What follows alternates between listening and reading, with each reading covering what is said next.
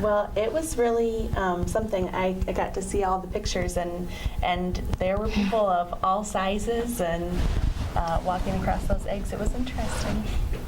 So we learned something new, and that's the idea of those 4-H events, is that the time that you guys spend together, even if you didn't really do anything educational, would still be really great for both of you. But if you also get a chance to learn new things or try something that you haven't gotten to try before, that's another opportunity that we want to have for all of the youth who are in our program. Do you talk about to your friends about Big Brothers, Big Sisters, and if so, what do you tell them? I tell them sometimes that they should ask their parents if they should get a big brother or big sister, because like it's really fun, and like if your sisters are older than you and they don't live with you, well then like Gina, she's like a real sister to me. That's probably the best thing somebody in the program can say, that they tell their friends they should do it. Mm-hmm. I got my cousin to get a big sister. We seen her at the scavenger hunt, wasn't it? Yeah, and the science fair. Yeah. Got a salesperson right here. Earlier in the interview, you related what the premise of your organization is. Over the years, have you seen a change in implementing it because of the changing world? That's a great question. And attitudes. I would say that not much has changed about the basic premise of Big Brothers Big Sisters, for sure. But the needs of our families have changed somewhat. A lot of families in Iowa City are getting by with fewer and fewer resources. And even though there's a great support network in Iowa City between the schools and the agencies and all the places that exist, there's still a component of helping everyone in the community really feel welcome and feel valued and feel like that they can participate in and be a part of and really share in all the things in our community. And I think that over the years, Big Brothers Big Sisters has become more important in helping to build connections between two people who probably wouldn't have a chance to meet each other unless they were introduced through Big Brothers Big Sisters, because of the growth our community has had just size-wise and numbers-wise, but also how we've become in some ways more separated from each other too. So I think that we really think about that more. And Tayshauna says Gina is like her real sister, and you think about that and what that would be like if they hadn't had a chance to meet, and the things that you know about Gina's world and her friends, and the things that she's been able to learn about your school and your family. I think that's I think it's a pretty magical thing about Big Brothers Big Sisters, actually. Okay. Where's the funding for Big Brothers Big Sisters come from? Well, that's a kind of a long answer, but we're very lucky to have support from the governmental entities. So Johnson County is an extremely generous funder of social services. The City of Iowa City and the City of Coralville provide money. The City of North Liberty has provided money. And then we are a United Way agency, so we get annual funding from United Way as well.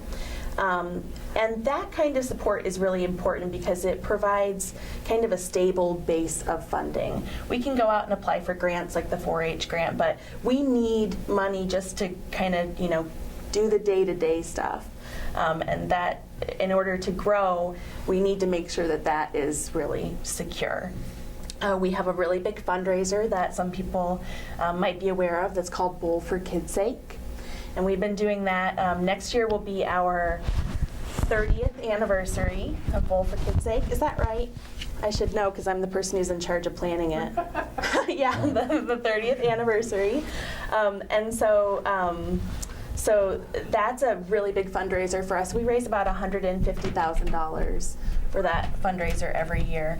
Just here in Iowa City? Here in Iowa City, we get tremendous support from the business community and from other people in the community who support relationships like Gina and Tayshauna's.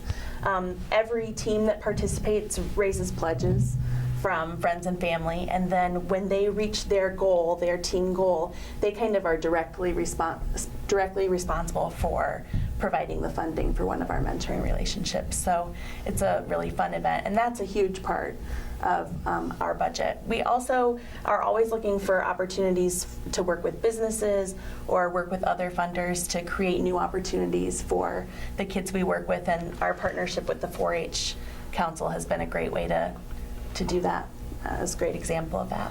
What geographic area does this Big Brother and Sisters cover? I'm really proud to say that we serve all of Johnson County and West Branch as well. So along with Iowa City and Coralville and North Liberty, we also have kids who live in Oxford and Lone Tree and Solon. Because we're not a site-based program where people have to come to us to access our services, we're able to reach kids all throughout the county, and I think that's wonderful because not all of the kids who live in Solon are able to access all of the things that are available, but Big Brothers Big Sisters is, and that's great.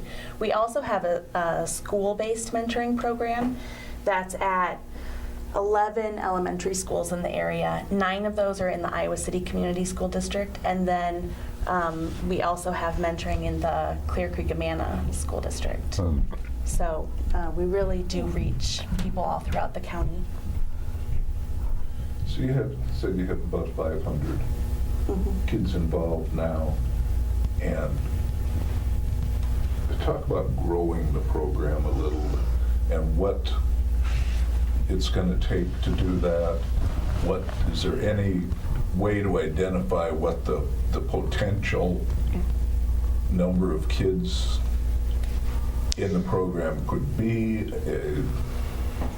I've seen an estimate, and I kind of don't remember what the factors were that led into this, that said something along the lines of 3,000 kids in Johnson County might meet kind of this eligibility criteria, not eligibility criteria, but might be kids who would benefit from having a mentor through Big Brothers Big Sisters. And we want to serve more kids. Everyone probably has the same story. The drawbacks to that are it costs us a little more every year to do the work we're already doing. Our main priority is not that we reach as many kids as possible. We want to reach as many kids as possible, but what's more important to us is that every kid we work with, every child we work with is safe and secure, that they have a quality mentoring experience, that they have regular support from us, that they have opportunities provided to them both by their volunteer mentor and by our agency. And so if we have to choose between adding more children and families into our existing program or giving the kids who are already in the program a great long-lasting experience, that's what we'll choose. That said, we really do want to think about growing, and part of our strategic plan for the next 3 years is figuring out a way to reach even more kids with our programs. Part of that is through our collaboration with the schools, because the school-based mentoring program is a great way to offer mentors to kids who can't participate in our community-based program. And part of that is just simply always being on the lookout for new funding and more community support, and making sure that people know how important our program is and how effective our program is, and what great outcomes we see for the youth who participate in it. So, do you have any statistics on how many kids that have been involved in the Big Brother Big Sister program go on to become mentors? I get that question a lot, and I think that it is such a great idea that kids who have mentors when they're younger grow up to be a mentor to someone else. And I don't have statistics, but I can say that I've done interviews with volunteers, and when I say to them, why are you interested in volunteering at Big Brothers Big Sisters, they say, and I'm always a little surprised and touched by that, I had a big sister when I was younger, and now I want to pass that on to someone else. And I think that's incredible.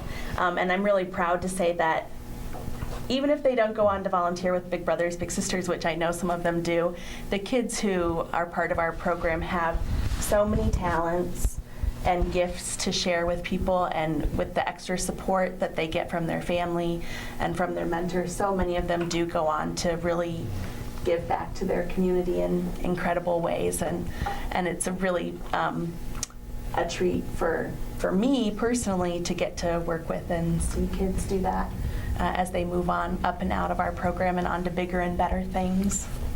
Tayshauna, do you think you'd be a big sister to someone else someday? Yeah. Yeah? I think I would want to do it. What do you think makes a good big sister? Like, let's see, making time, cause like try to hang out with them like at least twice a week or once a week or something. Mm-hmm. Yeah, try to just like see what's like, going on and stuff. Like asking you questions about your day and what Yeah. you're doing and things? Mm-hmm.